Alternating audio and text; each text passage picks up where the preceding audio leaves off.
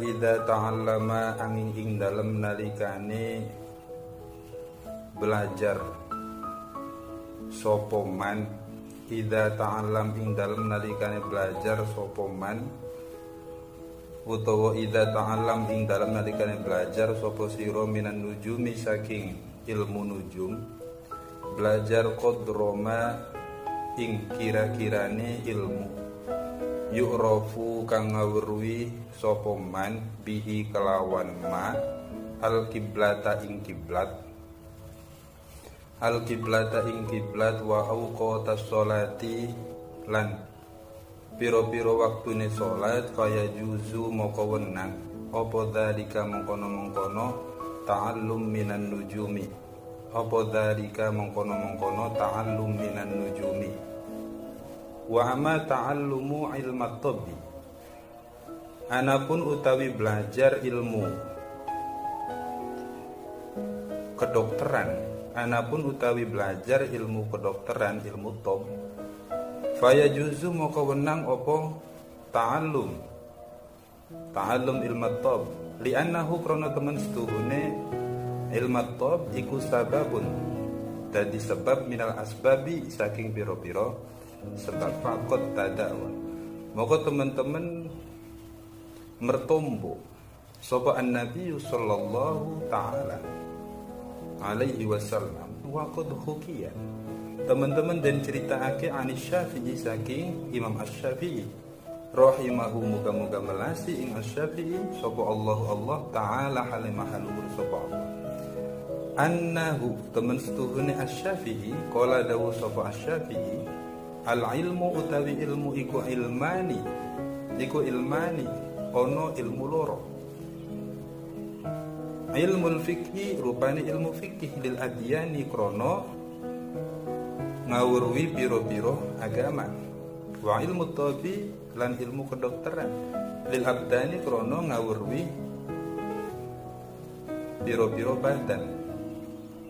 Wa ma utawi ilmu wara'a dzalika kang saliyane mengkono-mengkono ilmani iku balaghatu majlis, sangune pelungguhan, iku balaghatu majlis sangune pelungguhan.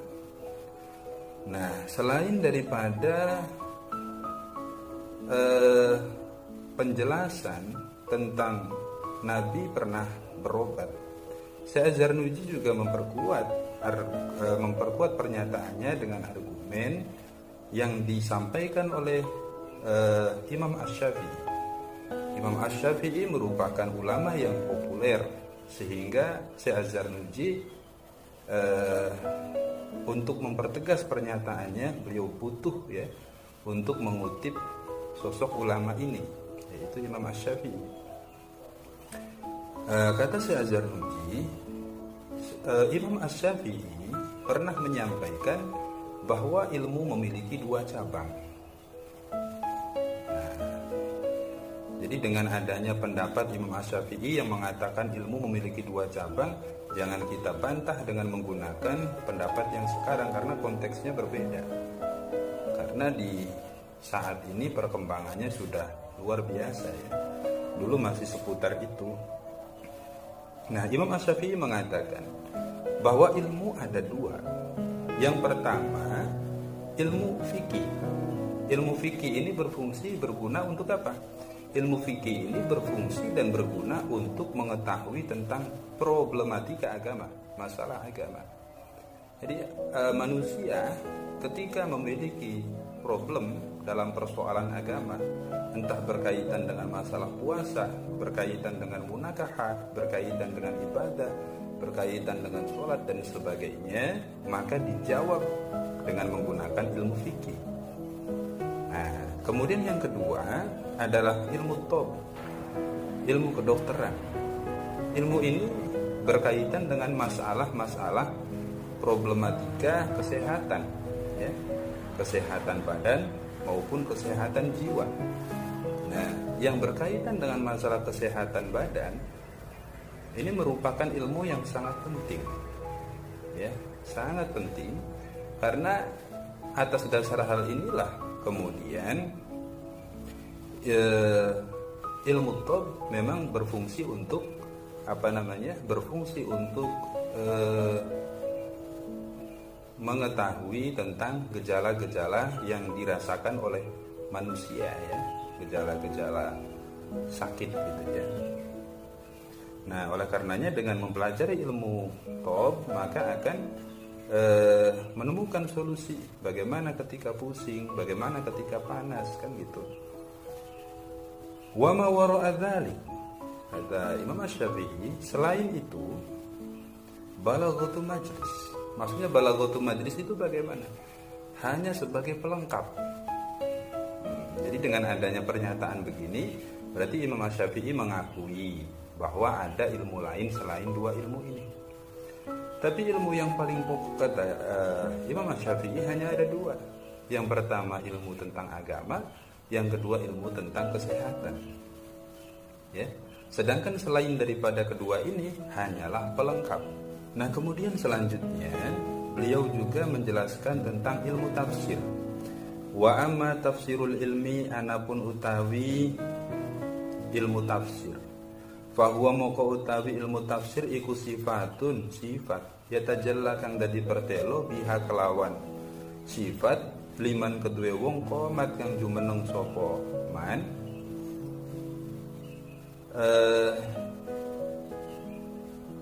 qomat kang jumeneng apa sifat, qomat kang jumeneng apa sifat, dia utawi sifat iku bihi kelawan man opo al-madhkuru perkara kang wis den jelasake. Wal fiqhu ma'rifatu daqaiqil ilmi. Wal fiqhu utawi ilmu fikih iku ma'rifatu daqaiqil ilmi.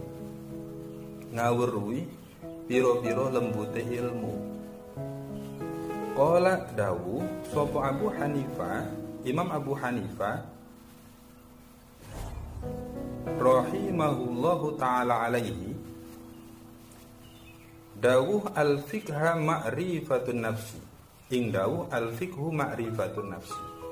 Al-fiqhu utawi ilmu fikih.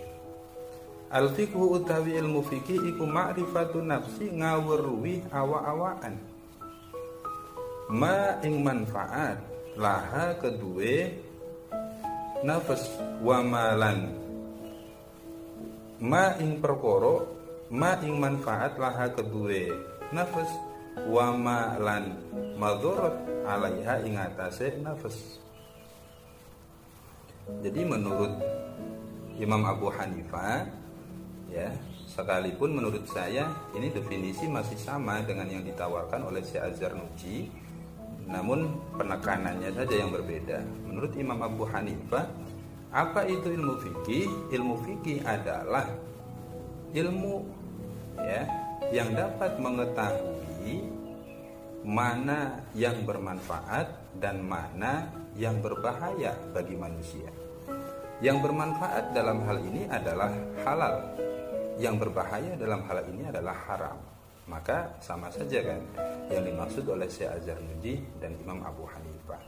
Secara garis besarnya, ilmu fikih adalah ilmu untuk mengetahui mana sesuatu yang bermanfaat, mana sesuatu yang tidak bermanfaat, mana sesuatu yang halal, mana sesuatu yang haram.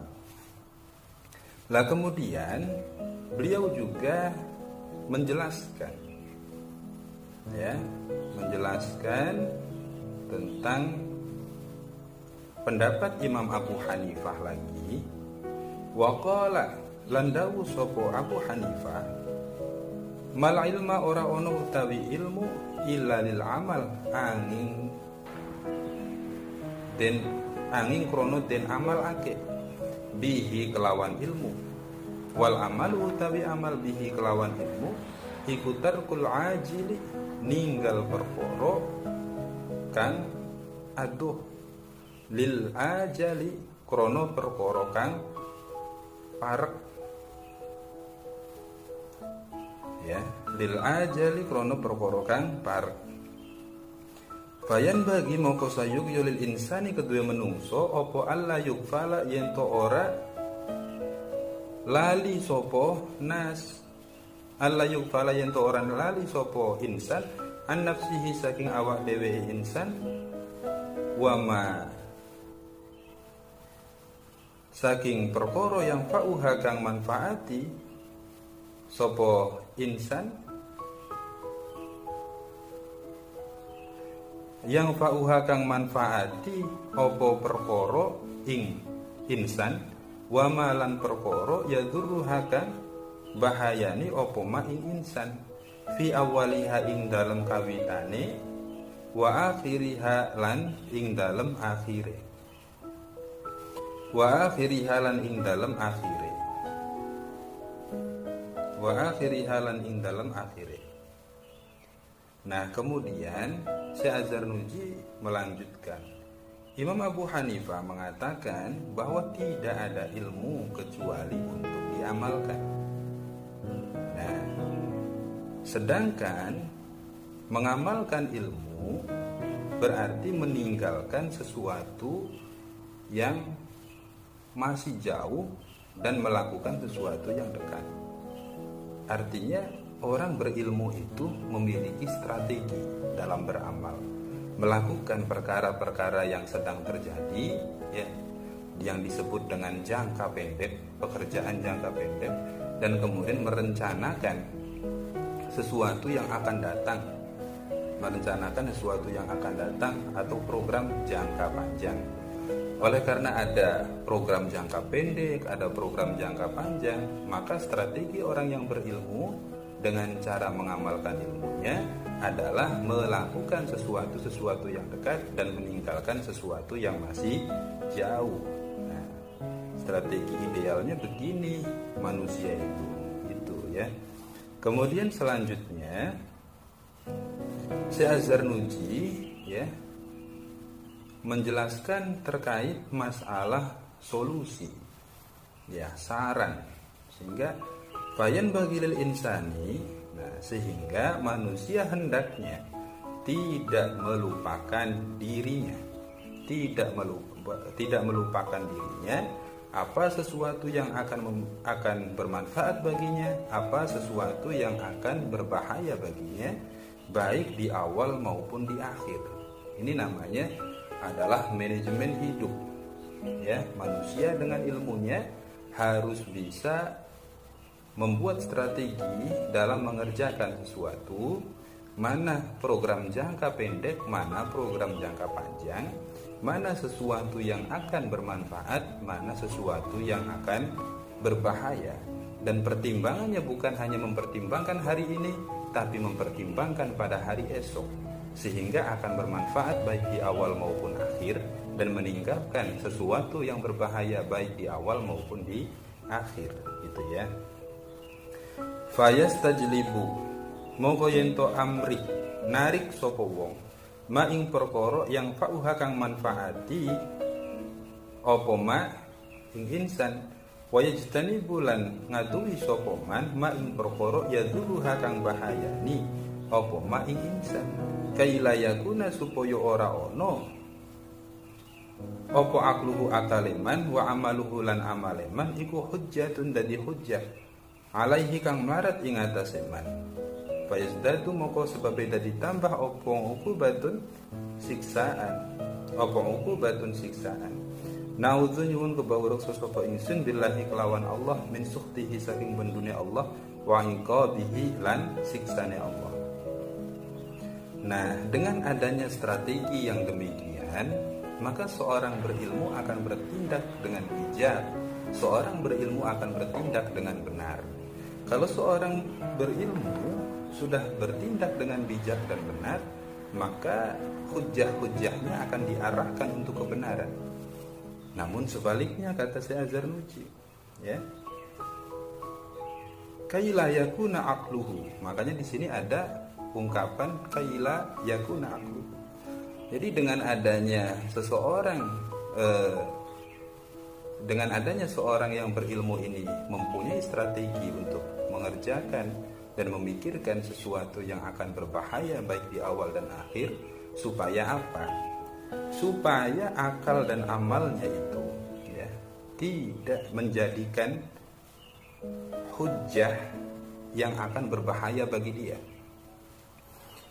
hujjah yang berbahaya itu maksudnya adalah mengajarkan tapi melakukan. Kata orang Jawa namanya jarponi, mengajarkan tapi melakoni. Ya, mengajarkan tapi melakukan. Nah, kalau hujjah-hujjah yang dimiliki ini ya digunakan untuk hal demikian, maka akan sangat merugikan. Karena dia ini orang yang berilmu. Orang yang berilmu kalau tidak disiplin, pada akhirnya dia berusaha dengan ilmunya itu untuk membuat alibi gitu ya, membuat pembelaan. Sekalipun ia sadar bahwa amal dengan dalilnya itu sebenarnya itu sudah tidak sinkron, tapi dipaksakan untuk menutupi. Nah, jika terjadi demikian, ya, fayazdadu uqubah, maka akan bertambah hukumannya. Karena berbeda hukuman untuk orang yang tidak memiliki ilmu dengan orang yang memiliki ilmu. Orang yang berbuat salah karena tidak mengerti itu hukumannya ringan. Tapi orang yang bersalah dengan pengetahuannya, atau orang yang menyalahkan ilmu, orang yang menyalahgunakan ilmu, maka dia ini akan mendapat hukuman yang lebih. Karena ibarat pembunuhan itu, ibarat tindakan kriminal adalah tindakan kriminal yang direncanakan gitu ya. Jadi terstruktur gitu loh. Nah, lain dengan orang yang berilmu, ia berbuat salah kan tanpa ada perencanaan. Tapi orang yang berilmu, ia membuat kesalahan, ada upaya perencanaan. Nah, ini bedanya. Nah, dari situ maka kemudian bagi seorang yang berilmu, ketika berbuat salah maka bertambah siksaannya. Kenapa? Karena satu, atas kesalahan rencananya, kedua atas kesalahan tindakannya. Nah, kemudian selanjutnya di sini Syekh Az-Zarnuji menutup pembahasan dengan doa perlindungan ya, memohon perlindungan kepada Allah dari hal-hal buruk yang seperti itu. Na'udzu nyuwun kebawu reksa sapa ingsun billahi kelawan Allah min sukhtihi saking bendune Allah wa iqabihi lan siksane Allah. Aku memohon perlindungan kepada Allah dari amarah dan siksanya.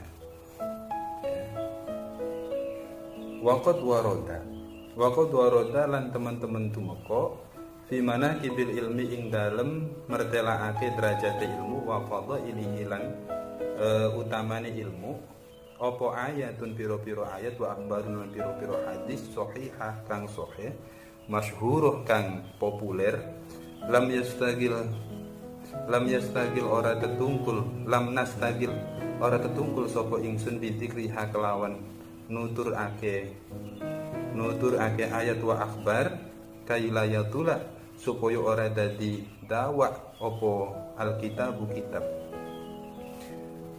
Syekh Az-Zarnuji kemudian menjelaskan ya kesimpulannya tentang pernyataan beliau yang berkaitan dengan masalah ilmu. Kata Syekh Az-Zarnuji, sebenarnya ada penjelasan masalah derajat ilmu, ada penjelasan tentang keutamaan ilmu, bukan hanya menjelaskan tentang hakikat ilmu saja. Dan itu sudah dijelaskan di dalam ayat-ayat Al-Quran, juga sudah dijelaskan di dalam hadis yang sahih ya. Bahkan masyhur juga kata Syekh Az-Zarnuji. Namun Syekh Az-Zarnuji tidak membahas atau tidak menulis itu ya, tidak menyebutkan ayat Al-Qur'annya, tidak menyebutkan hadisnya, bukan karena beliau tidak tahu, karena kata beliau supaya pembahasan di dalam bukunya supaya terfokus, supaya tidak terlalu panjang. Ya, antum juga kalau membuat karya ilmiah, suatu penelitian, pasti mempertimbangkan dengan masalah waktu kan gitu. Nah, Syekh Az-Zarnuji bukan mempertimbangkan masalah waktu, bukan mempertimbangkan masalah keuangan, ya. Bukan mempertimbangkan masalah keterbatasan pemahaman, bukan. Karena Syekh Azhar Nuji juga hafal Quran, Syekh Azhar Nuji juga hafal hadis, gitu ya. Jadi ilmunya ya tidak habislah kalau untuk menjelaskan tentang masalah keutamaan dan derajat ilmu. Hanya saja yang menjadi pertimbangan Syekh Azhar Nuji kenapa tidak menyebutkan ini, karena Syekh Azhar Nuji mengatakan supaya pembahasannya tidak melebar, supaya pembahasannya fokus, sehingga buku yang ditulis menjadi sebuah ringkasan, bukan kitab yang tebal gitu ya. Dengan adanya kitab yang ringkas, buku yang ringkas, maka akan sesuai dengan harapan dan tujuan Syekh Azhar Nuji, yaitu supaya mudah dipelajari